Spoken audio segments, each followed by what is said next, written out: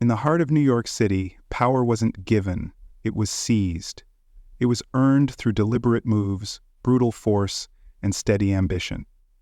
Over decades, the city's streets became a battleground, where alliances were built, betrayals were swift, and lives were lost in the shadow of an unforgiving trade. 10 men rose to the top, leaving behind a legacy of fear, control, and unimaginable wealth. Their names became tied to the darkest corners of New York's history, each of them carving out an empire in their own way. But who among them was the most dangerous? Who wielded the greatest power, and at what cost? Today, we count them down. From the sharp strategist who built an empire in silence, to the kingpin whose name still echoes in mystery, decades after his disappearance. Their stories are not just tales of crime, they are reflections of a city's darkest struggles and the unrelenting pursuit of control. This is the countdown of the 10 most dangerous drug kingpins in New York's history. New York City, one of the most vibrant and iconic cities in the world. But behind the bright lights and towering skyscrapers lies a history marked by struggle, ambition, and a fight for power. Decades ago, the city faced an era unlike any other, as its streets became the center of a drug trade that would change lives forever. The rise of the drug trade in New York wasn't about money alone. It was shaped by the social and economic challenges of the time. Communities were struggling, jobs were disappearing, and in the turmoil, a new kind of power emerged, one that fed on desperation and fear. The city's most vulnerable neighborhoods became battlegrounds as drug lords built empires that thrived on the pain of others. At number 10, we have Fritz, a man who kept himself out of the spotlight but built an empire that could not be ignored. Richard Fritz Simmons, commonly known as Fritz from West 112th Street, was a prominent figure in Harlem's drug trade during the 1970s and 1980s. He earned the nickname the Consignment King due to his strategy of distributing cocaine on consignment, which allowed him to build a vast network and amass significant wealth while maintaining a low profile. To many in Harlem, he became an urban legend, a figure whose influence and generosity were spoken of in awe. In Harlem's difficult history, there are many tragedies, but Fritz's story stands out. Growing up in this iconic part of New York City, he would later rise to a position that few could ever imagine. In the 1970s, Richard Fritz Simmons was introduced to the drug trade by an associate of the Lucchese crime family, one of the 5 families of La Cosa Nostra. His connection would pave the way for his empire, but his most significant move came when he struck a deal with the infamous Medellín Cartel.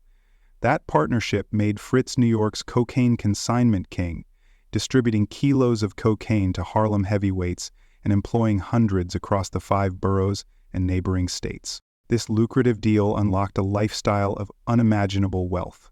Fritz's family, along with much of Harlem, witnessed a level of prosperity that few from the community had ever seen. Yet, despite his success, Fritz remained an enigma. While other kingpins drew attention to themselves, Fritz operated with precision, ensuring that his network ran smoothly and without disruption. He was never busted, flying under the radar of the NYPD for over a decade, a feat few in his line of work could ever claim. Fritz operated with a style of leadership that wasn't about grand displays of power. It was about staying unnoticed, working in the shadows, and avoiding the exposure that brought others down. In many ways, this strategy made him one of the most elusive figures in New York's drug trade. Some have even compared him to Kaiser Soze, the mythical figure of secrecy and control, as he became the most enigmatic drug dealer of the 1980s. While many kingpins sought notoriety, Fritz understood the value of silence. He built trust within his network and commanded respect without the need for intimidation. Yet, his quiet demeanor should not be mistaken for weakness. Behind the scenes, Fritz was a force to be reckoned with. He managed operations that reached far beyond Harlem, proving that his influence was anything but small. Fritz's story is not as well known as some of the others on this list, and that's exactly how he wanted it. He avoided the fame that led to trouble. His low-profile approach allowed him to maintain control for years, outlasting many of his more flamboyant counterparts. But even the quietest empires have their limits, and Fritz's reign, like so many others, would eventually come to an end. His methods may not have made headlines, but they left a lasting impression on Harlem and the drug trade as a whole. Fritz's name may not be spoken as loudly as others, but his impact is undeniable. He represents the quiet power that can shape an entire world from the shadows. As the saying goes, to have once been a criminal is no disgrace. To remain a criminal is the disgrace. Fritz's story remains a testament to the duality of ambition and consequence in Harlem's history. At number 9, we have Boy George, a name that struck fear into the hearts of many during his reign in New York's drug trade. Unlike others who relied on subtlety or persuasion, Boy George ruled through sheer brutality. His tactics were not only violent but calculated to ensure absolute loyalty and dominance over his network. Boy George's approach to power was as direct as it was ruthless. He believed that fear was the ultimate tool for control, and he wielded it with devastating efficiency. Those who crossed him, or even those who were suspected of disloyalty, faced swift and often brutal consequences. For him, it wasn't enough to lead. He demanded obedience, and he made sure everyone around him understood the price of defiance. This fear-driven leadership style made Boy George a force to be reckoned with. It wasn't just his violence that made him infamous, but also his ability to manipulate those within his network. He knew how to exploit people's weaknesses, turning friends into spies and enemies into examples. Under his rule, loyalty wasn't a choice. It was a matter of survival. His reign of terror extended far beyond his immediate circle. Communities felt the ripple effects of his power, as his violent enforcement methods left scars that would linger long after his empire began to crumble. Despite his ruthless nature, Boy George's story is not without complexity. He operated in a world where trust was fleeting and alliances could shift in an instant, forcing him to stay one step ahead at all times. However, Boy George's reign came to a crashing halt in May 1989, when he was arrested at just 23 years old. Authorities had been investigating his heroin trafficking operation in the South Bronx, which was one of the most aggressive and lucrative in New York City at the time. Employing more than 50 workers and grossing over $250,000 a week, his empire was brought down after months of surveillance and evidence gathering. In September 1990, Boy George went to trial facing 14 counts, including conspiring to run a continuing criminal enterprise, a charge reserved for drug possession and distribution. He was convicted and sentenced to life in prison without the possibility of parole, marking the end of his infamous career. In the end, Boy George's reign was as destructive as it was commanding. His methods ensured that he would not be forgotten, but they also made him one of the most feared kingpins in New York's history. His story serves as a chilling reminder of what happens when power is built on violence and manipulation, and how far someone will go to maintain control at any cost. At number 8, we have Guy Fisher, a name that is as much a part of Harlem's history as the iconic Apollo Theater he once owned. Guy Fisher was no ordinary drug lord. He wasn't just a man who built a criminal empire. He was someone who sought to blur the lines between the world of crime and the realm of legitimate business.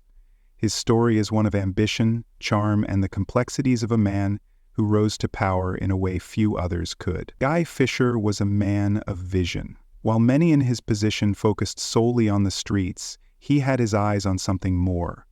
He purchased the Apollo Theater, turning it into a symbol of his success and a point of pride for the Harlem community. To the public, he was a businessman, a charismatic figure who brought life to one of New York's most historic venues. But behind the scenes, his empire told a very different story. Beneath the surface, Guy Fisher's power came from his involvement in one of the city's most notorious drug operations. His charisma was not just a tool for business. It was a way to command respect and loyalty within his network. People gravitated toward him, drawn by his confidence and the sense of opportunity he represented. But make no mistake, his charm had its limits. When it came to his criminal dealings, he was as strategic and unforgiving as anyone in the game. Guy Fisher's ability to balance his criminal empire with his public persona was both his strength and his downfall. Owning the Apollo Theater made him a celebrated figure, but it also drew attention that eventually led to his capture. The very thing that symbolized his success became the spotlight that exposed his empire. In the end, Guy Fisher's story is one of duality. He was a man who could captivate a room with his charm, yet he built his fortune on a trade that brought devastation to countless lives. His legacy is a complicated one, marked by both the pride of owning a piece of Harlem's history and the shadow of the empire that funded it. Guy Fisher remains a figure who, even now, embodies the thin line between success and destruction. At number 7, we have Frank Lucas, a man whose name has become synonymous with one of the most audacious drug smuggling operations in history. Lucas rose to power in Harlem during the 1960s and 70s, building an empire that would forever change the way heroin was distributed in the United States. His operation, known as Blue Magic, didn't just make him wealthy, it rewrote the rules of the drug trade. Frank Lucas was not content to play by the existing rules. He wanted control, and he wanted the profits for himself. Unlike many other kingpins of his time, he bypassed the traditional middlemen, cutting directly to the source. His infamous strategy involved partnering with suppliers in Southeast Asia during the Vietnam War. Lucas arranged for heroin to be smuggled into the United States in a way no one had dared to attempt before, hidden inside the coffins of American soldiers returning from the war. This bold tactic was both shocking and effective. It allowed Lucas to transport massive amounts of heroin without raising suspicion, giving him a level of supply and control that few could match. The heroin, branded as Blue Magic, was not only potent, but also cheaper than what other dealers were offering. This combination made Lucas's product the most sought after on the streets, fueling an epidemic that devastated countless lives. But Lucas's success came at a cost. His operation didn't just attract customers, it also drew the attention of law enforcement. As his wealth and influence grew, so did the pressure to bring him down. His luxurious lifestyle, complete with expensive suits, extravagant parties, and a pet tiger, became a symbol of his power but also a glaring target for authorities. Despite his efforts to maintain control, the empire Lucas built would eventually crumble. A series of investigations, combined with betrayal from within his own circle, led to his downfall. In 1975, Lucas was arrested and charged with drug trafficking. Facing a lengthy prison sentence, he cooperated with authorities, providing information that led to the arrests of dozens of corrupt officials and drug dealers. Frank Lucas's story is one of ambition and audacity, but it's also a cautionary tale about the cost of power. His methods changed the drug trade forever, but the human toll of his actions remains a dark chapter in history. Lucas may have risen to the top through ingenuity and boldness, but his legacy is one of destruction and devastation, a stark reminder of the impact one man's ambition can have on an entire city. At number 6, we have Jimmy Terrell, better known as Goldfinger, a name that became synonymous with fear and control in Harlem's drug trade. Goldfinger wasn't just a drug dealer. He was a figure who ruled with an iron grip, using intimidation and violence to maintain his position at the top.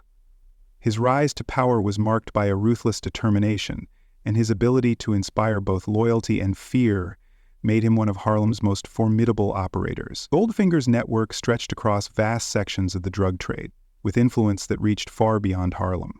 He didn't rely on charm or persuasion to maintain his empire.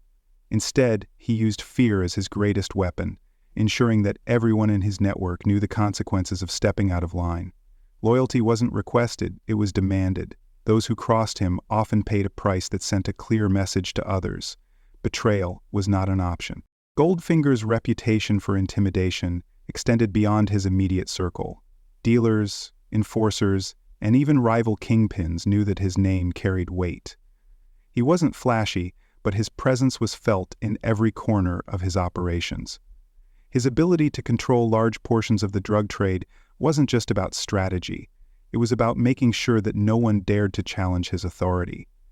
Yet, Goldfinger's reign wasn't only about fear. He was a calculated operator, always looking for ways to strengthen his grip on the trade. His network was built on a foundation of efficiency, ensuring that his product moved quickly and that profits were maximized.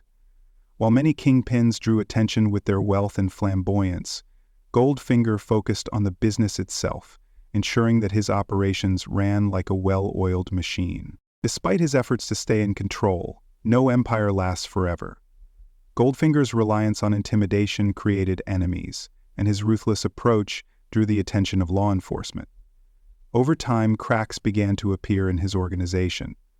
Those closest to him either turned against him or became liabilities, and his once unshakable grip on the trade began to slip.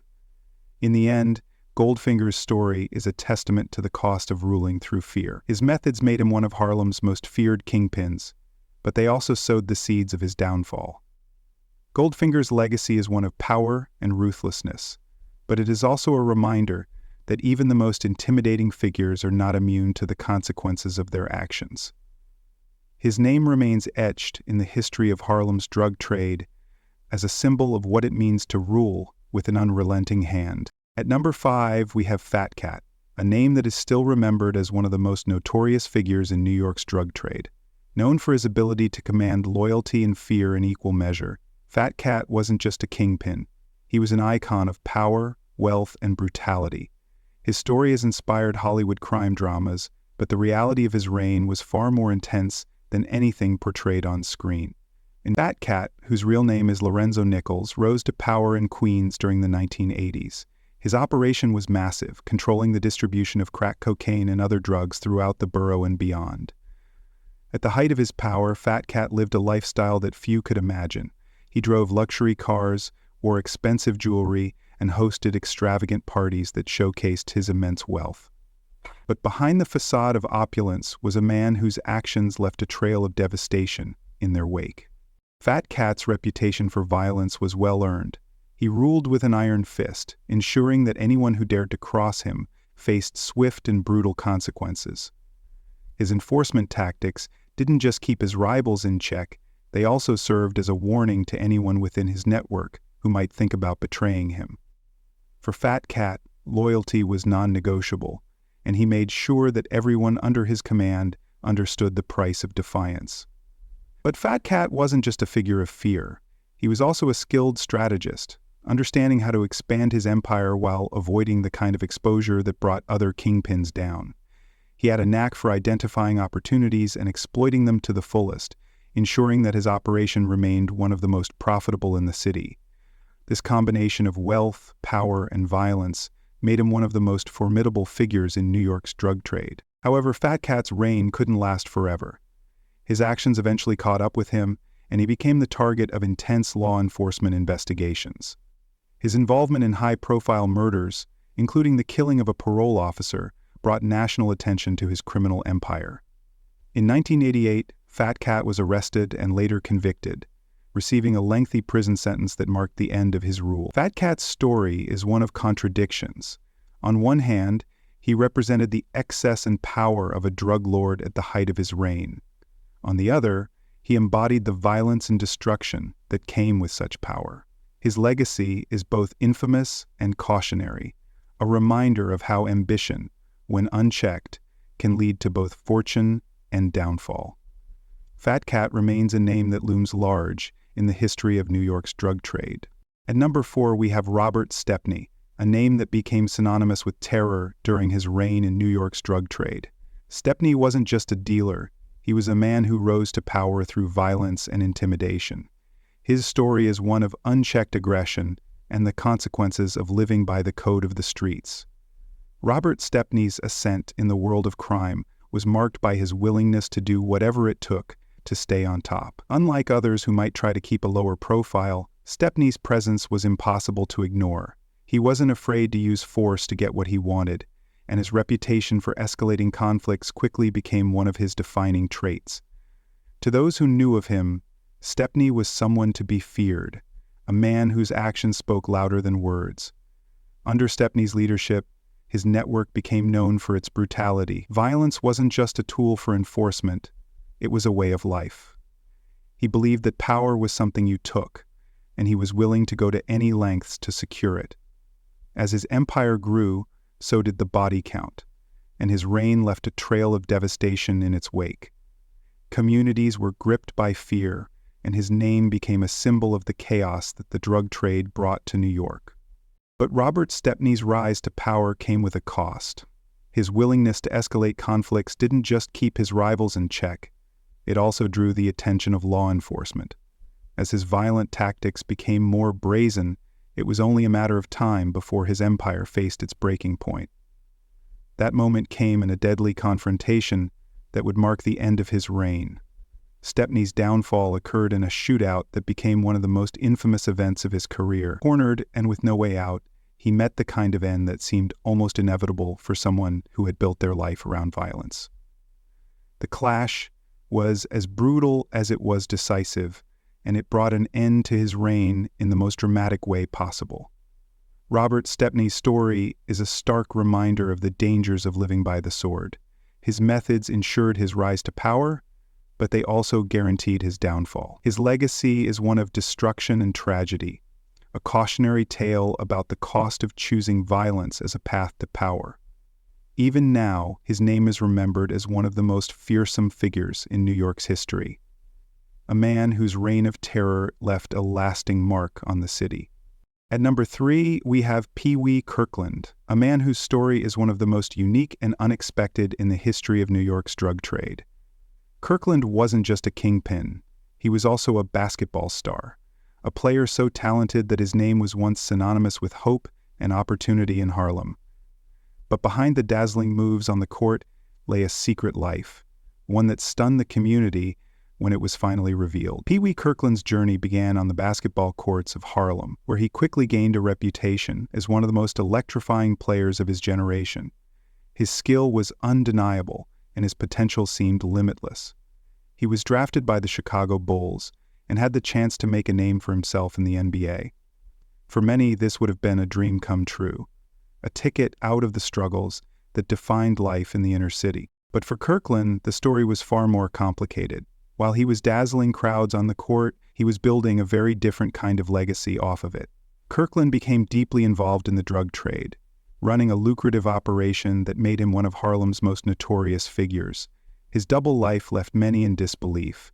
How could someone with such talent and potential choose a path so dangerous and destructive? For Wee, the answer lay in the allure of fast money and the control it brought. The basketball world may have offered fame and opportunity, but it couldn't match the kind of wealth and influence he found in the drug trade. While the court gave him respect, the streets gave him power. And for a time, Kirkland managed to balance these two worlds, living a life that seemed almost impossible to sustain. But like so many others, Kirkland's involvement in the drug trade came at a cost.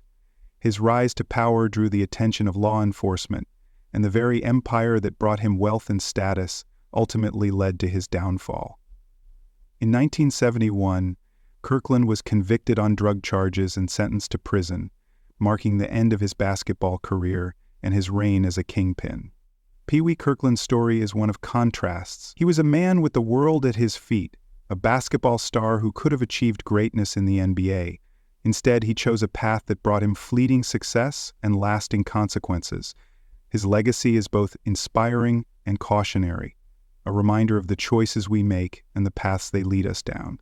Even today, Wee Kirkland remains a name that sparks both admiration and disbelief, a man who lived two lives and paid the price for it. At number 2, we have Nicky Barnes, a man whose name became a symbol of power and invincibility during his reign in New York's drug trade. Known as Mr. Untouchable, Barnes built an empire that seemed impervious to law enforcement. He wasn't just a kingpin. He was a public figure who reveled in his reputation, daring anyone to challenge his dominance. But as powerful as Barnes was, his story is one of betrayal, downfall, and ultimate cooperation with the very system he defied. Nicky Barnes wasn't born into power.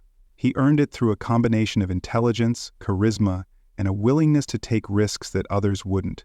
He built an empire in Harlem, leading a network so efficient and widespread that it dominated the heroin trade in New York City. Barnes surrounded himself with loyal associates, creating a council to oversee his operations. This group, made up of trusted individuals, allowed Barnes to delegate responsibilities while maintaining tight control over his empire. Barnes thrived not just in the shadows but in the public eye. He was a man who loved the spotlight, often flaunting his wealth and success. Whether it was his designer suits, flashy cars, or the headlines he generated, Barnes seemed untouchable, a figure who operated above the law. His confidence reached its peak when he appeared on the cover of the New York Times Magazine in 1977, baldly declaring his immunity to law enforcement. It was a move that would come back to haunt him. Behind the scenes, cracks were forming in Barnes's empire. Loyalty, the very foundation of his success, began to falter. Members of his crew, once trusted allies, started acting in their own interests, undermining the stability of his operation. Betrayals piled up, and the very council Barnes had created became a liability. These fractures, combined with relentless pressure from law enforcement, led to Barnes's eventual arrest. In 1982, facing a life sentence without parole, Nicky Barnes made a decision that shocked the criminal world. He chose to cooperate with law enforcement, providing detailed information about his own organization and others in the drug trade. His testimony led to the conviction of many former associates, including members of his trusted counsel. For a man once known as Mr. Untouchable, it was a dramatic fall from grace. Nicky Barnes's story is a tale of rise and fall, of a man who achieved immense power only to lose it all because of betrayal. His cooperation with law enforcement marked the end of an era, but his legacy remains a complex one. Barnes was a figure of both admiration and infamy, a man who built an empire through cunning and ambition, only to watch it crumble under the weight of disloyalty. His name will forever be tied to the history of New York's drug trade as one of its most compelling and controversial figures. At number 1, we have Frank Mathews, a man whose name has become legendary in the annals of New York's criminal history. Mathews wasn't just a drug lord. He was the most dangerous and elusive figure to ever operate in the city's underworld. His story is one of unparalleled ambition, immense wealth, and a disappearance that continues to baffle law enforcement and captivate those who study his life. Frank Mathews rose to power in the late 1960s, a time when the drug trade in New York was booming. Unlike many of his contemporaries, Mathews wasn't content to play by the existing rules. He sought to build something larger, something more influential. His operation wasn't confined to a single borough or even the city itself. Mathews controlled a nationwide network, distributing heroin and cocaine across dozens of states, and amassing a fortune that few could comprehend. What set Mathews apart wasn't just the scale of his empire, it was the way he operated. He was a master strategist, using connections that reached far beyond the streets of New York.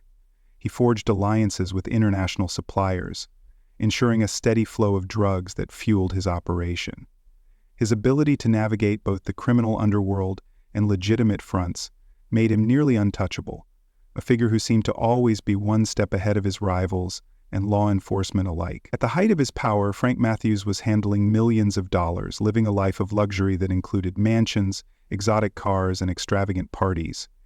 But he didn't just spend money. He knew how to invest it, using his wealth to maintain loyalty within his organization and to bribe officials who might stand in his way. His charisma and intelligence made him a leader unlike any other, a man who inspired both fear and admiration. But what truly cements Mathews's place in history is his disappearance. In 1973, facing indictment and the possibility of spending the rest of his life in prison, Mathews vanished. He was last seen in Brooklyn, where he withdrew millions of dollars from his accounts and seemingly disappeared without a trace. Law enforcement launched an extensive search, but despite their efforts, Mathews was never found. To this day, his fate remains one of the greatest mysteries in the history of organized crime. Frank Mathews's story is one of power and intrigue, a tale of a man who built an empire that defied the odds and then vanished at the height of his success. His name still echoes in the criminal world, a symbol of what it means to rise to the very top and leave behind a legend that no one has been able to match. Mathews wasn't just a kingpin, he was a myth, a man whose story continues to captivate and confound those who hear it. Even now, questions linger. Did he escape to live a life of quiet luxury, or did his past finally catch up with him? The truth remains elusive, just like the man himself. As we reflect on the stories of New York City's most infamous drug kingpins, it's impossible to ignore the scars they left behind. These men didn't just build empires, they left communities in ruins. The neighborhoods where they rose to power became epicenters of poverty, violence, and addiction. Families were torn apart, lives were lost, and the dreams of countless individuals were crushed under the weight of the drug trade. The streets of New York bore witness to the devastating consequences of their reigns. Addiction swept through communities like a storm, leaving behind a generation struggling to break free from its grip. Violence became a constant reality, with lives being taken in turf wars and acts of retaliation. For those who lived through it, the fear and instability became a daily struggle, shaping the way people saw their neighborhoods and themselves. Law enforcement played a significant role in taking down these empires, but the cost of these victories was often high. The arrests and convictions of these kingpins brought temporary relief, but they didn't always address the deeper issues at play. For every empire dismantled, another seemed to rise in its place, fueled by the same desperation and ambition that had driven their predecessors. The cycle of power and destruction continued, leaving many to wonder if true justice could ever be achieved. The question that lingers is this: what drives individuals to such ruthless ambition, and at what cost?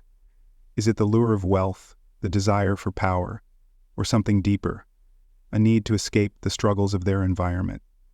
For these kingpins, the price of their ambition was not only their own downfall, but also the suffering of countless others. Their stories are a stark reminder of how far people will go to rise above their circumstances, even if it means leaving destruction in their wake. As we close this chapter on the most dangerous drug lords in New York's history, we are left with more than just tales of crime and punishment. We are left with questions about the society that allowed these men to thrive, and the choices that led them down such destructive paths. Their legacies are both a warning and a challenge, a call to address the root causes of the cycles that continue to plague our cities. The legacy of these kingpins isn't just about the power they held or the empires they built. It's about the lives they changed, the communities they shaped, and the questions they left behind. In their rise and fall, we see the very best and worst of human ambition, and we are reminded of the fragile balance between opportunity and consequence. These stories remind us of the thin line between ambition and destruction, of how the pursuit of power can elevate some to unimaginable heights while leaving devastation in its wake. They are the stories of communities, families, and a city that bore the weight of their actions.